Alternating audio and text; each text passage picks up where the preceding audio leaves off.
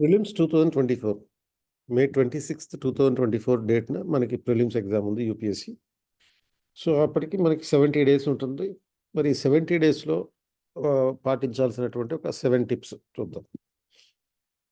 First thing first, it is you are suppose to prioritise your preparation. అంటే ఈ two two two months plus 10 days మాత్రమే ఉంది కాబట్టి ఈ 2 నెలల 10 రోజుల్లో మీరు చేయాల్సింది ఏంటంటే ప్రయారిటైజేషన్ చేయాలి. సబ్జెక్ట్ ప్రయారిటైజేషన్ చేయాలి. తర్వాత సబ్జెక్ట్స్లో మళ్ళీ టాపిక్ ప్రయారిటైజేషన్ చేయాలి. సబ్జెక్ట్ ప్రయారిటైజేషన్ అంటే ఎక్కువ క్వశ్చన్లు దేని నుంచి వస్తాయి అది చూసుకోవాలి. అండ్ సబ్జెక్టులు ఈజీగా మనకు అర్థమయ్యేటట్టుగా ఉండాలి.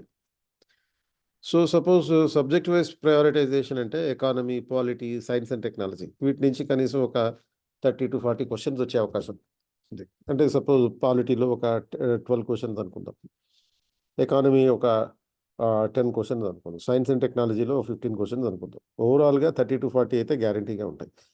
ఇవి ఈజీగాను చదివేయచ్చు. తర్వాత స్ట్రైట్ ఫ్యాక్ట్స్ ఉంటాయి. వీటిల్లో తప్పులు పెట్టడం అవకాశం తక్కువ ఉంటుంది. అయితే మిగతా సబ్జెక్టులు ఇగ్నోర్ చేయమని కాదు, వీటి మీద ఎక్కువ ఫోకస్ చేయండి. తర్వాత ఈ సబ్జెక్ట్స్ అయిపోయిన తర్వాత టాపిక్ వైజ్ ప్రయారిటైజేషన్ చేయండి. సో ఇప్పుడు ఫండమెంటల్ రైట్స్ మీద ఒక క్వశ్చన్ గ్యారంటీ, డైరెక్ట్ ప్రిన్సిపల్స్లో క్వశ్చన్ గ్యారంటీ, పార్లమెంట్కి సంబంధించి పార్లమెంటరీ ఫార్మ్ ఆఫ్ గవర్నమెంట్కి సంబంధించి 1 క్వశ్చన్ గ్యారంటీ. అలాగే ఇప్పుడు ఏన్షియంట్ ఇండియన్ హిస్టరీ చదువుతున్నప్పుడు Buddhism, Jainism guarantee, Indus valley civilisation guarantee. So ఇట్లా ప్రయారిటైజేషన్ చేసుకుంటూ రివిజన్ చేసుకోండి. సో ఈ కాంటెక్స్లో father of CSAT professor DP Agarwal, chairman UPSC, he is visiting 21st century IAS for the mentorship of the IAS and IPS. 23rd March 2023 రోజున వస్తున్నారు. Morning 10 to 1 PM. Students తోటి పర్సనల్గా interact అవుతారు. He will not give any speech, he will just take the questions from the students. So మీరు ఎవరైనా interest ఉంటే మా ఆఫీస్కి వచ్చి ఇక్కడ రిజిస్టర్ చేసుకోవాలి. వికాస్ బుక్స్ బిల్డింగ్లో, 2nd floor, Ashok Nagar, Hyderabad. Phone number 9133517733. So మీరు రిజిస్టర్ చేసుకుంటే మీకు ఒక ఎంట్రీ పాస్ ఇస్తారు. ఎంట్రీ పాస్ ఉంటేనే మీకు ఈ సెషన్కి అలౌ చేయడం జరుగుతుంది. Then identify the importance of the topic. So importance of topic should be based on the PYQs. అంటే ఒక టాపిక్ మీద ఎన్ని ఎక్కువ PYQలు ఉంటే ఆ టాపిక్ అంత ఇంపార్టెంట్ అని అర్థం. ఆ రకంగా మన ఇంపార్టెన్స్ ఆఫ్ ద టాపిక్ని గుర్తించాలి. Third, selective reading of the heavy books. Heavy books అంటే ఇప్పుడు general studies books, all in one books ఉంటాయి అలాంటివి. ఎందుకు మీకు లక్ష్మీకాంత్ పాలిటీయే హెవీ బుక్. తర్వాత ఈ Tata McGraw Hill publication economy heavy book.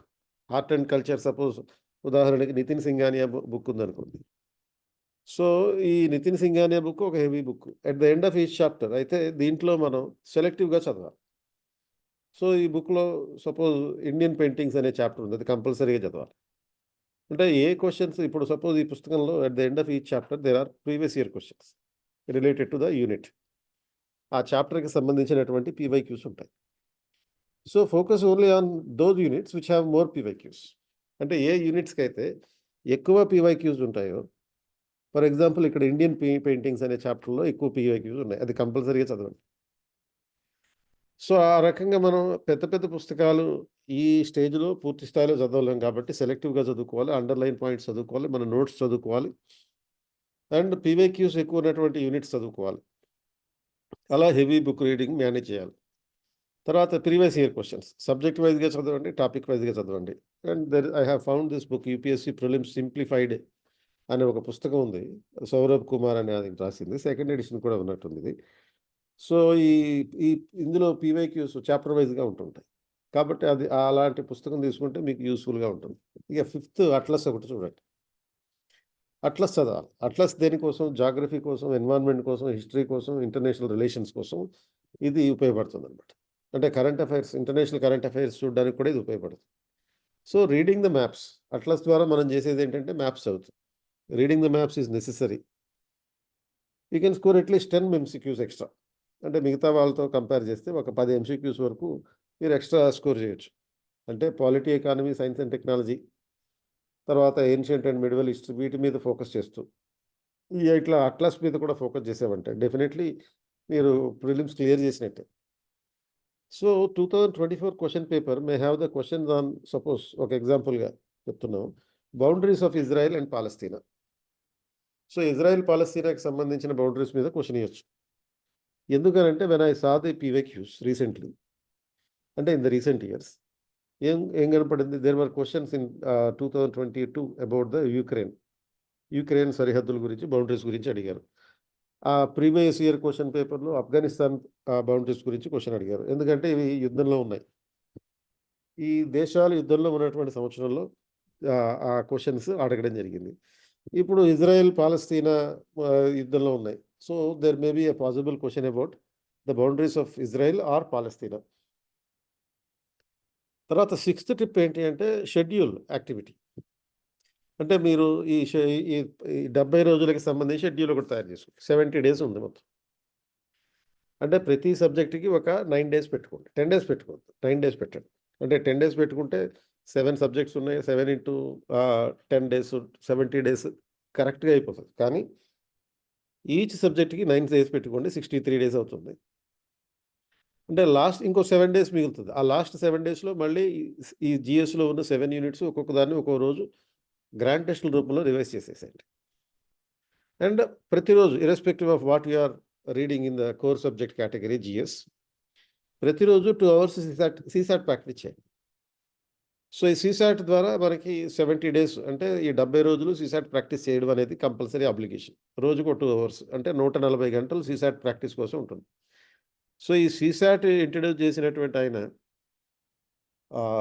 Professor DP Agarwal, chairman UPSC. ఈయన హైదరాబాద్కి 21st సెంచరీ ఐఏఎస్కి వస్తున్నారు మెంటర్షిప్ ఇవ్వడానికి, మీకు మెంటర్షిప్ చేయడానికి. So 23rd March 2023. సో మీరు ఈ ప్రోగ్రామ్కి రావాలనుకుంటే ఈ ఎంట్రీ ప్రాసెస్ మా ఆఫీస్ నుంచి కలెక్ట్ చేసుకోవాలి. Without entry process you will not be admitted. ఇక 7th టిప్ ఏంటి అంటే డైలీ యాక్టివిటీ. సో డైలీ యాక్టివిటీస్లో భాగంగా 14 అవర్స్ స్టడీ ప్లాన్ ఉండాలి. అంటే దీంట్లో 8 అవర్స్ జిఎస్ కోర్ సబ్జెక్ట్, తర్వాత 2 hours CSAT, 2 hours PYQ practice and ఇంకో 2 అవర్స్ ఎంసీక్యూ ప్రాక్టీస్. ఇట్లా 14 అవర్స్ స్టడీ ప్లాన్ చేసుకుంటే ఈసారి ఖచ్చితంగా కొట్టేది మీరే.